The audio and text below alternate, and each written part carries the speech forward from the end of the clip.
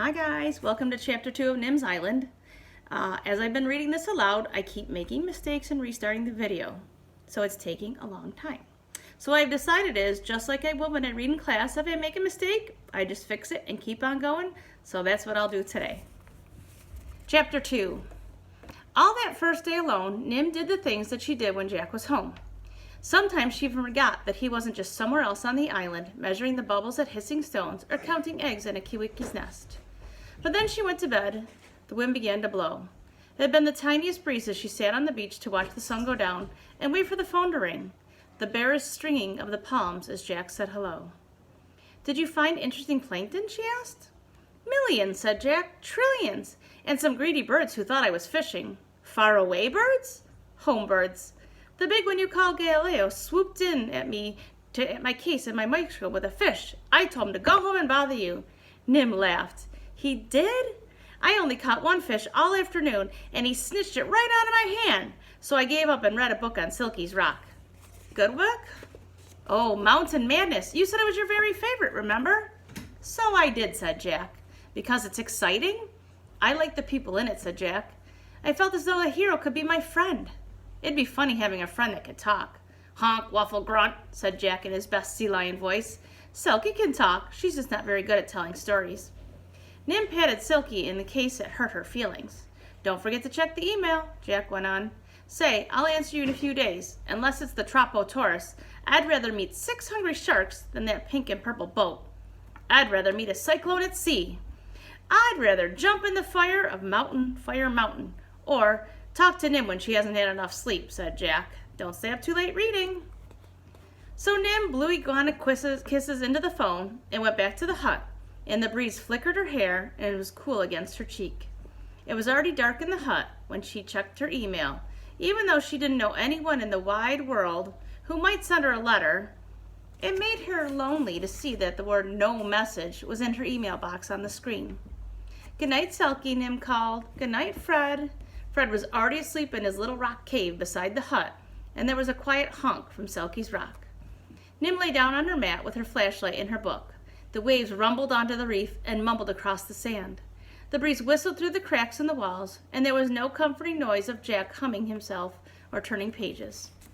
Nim felt excited and brave and a tiny bit afraid, but the second chapter of Mountain Madness was even more exciting than the first, and she thought about the hero till she went to sleep. The wind grew stronger. It howled at the door and screamed through the windows. It laughed at Nim because Jack wasn't there, and she didn't know if it was just teasing her or if it was going to grow into a trees-throwing, hut-smashing storm. She switched on the flashlight and crept outside. The clouds were scuttling across the moon, the stars had disappeared, and there was a lashing of rain. Nim stumbled and nearly dropped her flashlight, but she could see Silky's shape, darker than the night, and heard her bark deep, deep in the wind. Silky nuzzled Nim's shoulder and curled tight around her. The wind passed, and the tail of the storm roaring out to sea.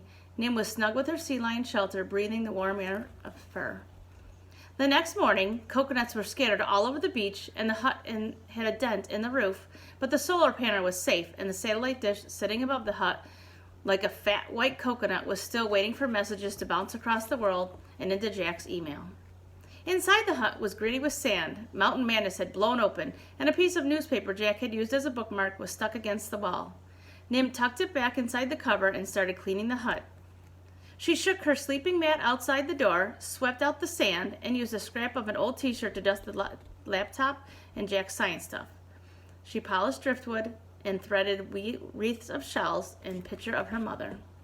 Her mother had bright, clever eyes and a wide, funny smile. She looked happy, excited because it was the morning she went diving to investigate the contents of the blue whale's stomach. Nim put the photo back on the shelf.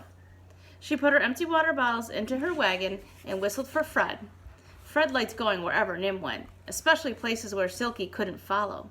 He curled spikily around her neck, and they towed the wagon across the grassland up to the tangled vines and ferns of the rainforest.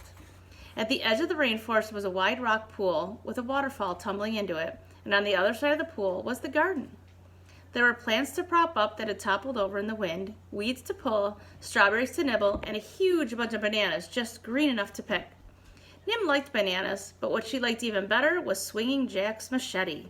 It was shiny and sharp and made her feel like a pirate. "Arr, my heaties," she shouted and chopped down the bunch. She dragged them to the shed and hooked them into a rope over the beam.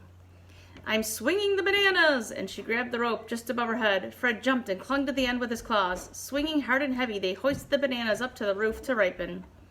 It would even be easier if Selkie had helped out, but the sea lions aren't much good at swinging on ropes. Nim put the machete away. "Are you hot?"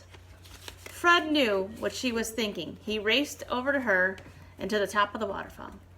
Over thousands of years, the water trickled down the mountain, had worn away at the steep rocks to make a curving slide. It was perfect for whooshing a girl and an iguana over bumps and dips and splashing them into the pool at the bottom. Nim and Fred ran up and down the slide until it was time for lunch. Then Nim picked up a tomato and an avocado that had fallen off in the wind and weeded quickly around the peas. "They will be ready for tomorrow," she told Fred. But Fred didn't like peas. He was getting bored. He started chewing leaves and spitting them out. "I won't bring you up to the garden again," Nim said. Fred spat out the last bit of the pea leaf and crawled into the wagon for a ride down the wild hill.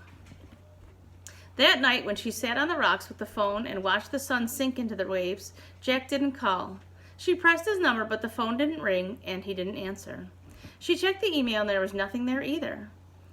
Nightmare pictures sneaked into Nim's head. Upside-down boats, sinking ships, boats sailing off into the distance with fallen-off people swimming behind. She pushed the scenes angrily away. Jack was busy. He was concentrating on his plankton and didn't know what time it was. Like when he was doing things in the science world all the time, he had forgotten to eat. She picked up her book, and soon she wasn't Nim anymore. She was a strong, brave hero, scrambling up a cliff, and she was swinging across a chasm, reaching for the other side, and rubbing her aching eyes, looking up to see that the hut was dark and her flashlight beam was fading into the night. But she stayed being a hero till she went to sleep, because tonight she liked it better than being Nim. All right, tune in tomorrow for Chapter 3.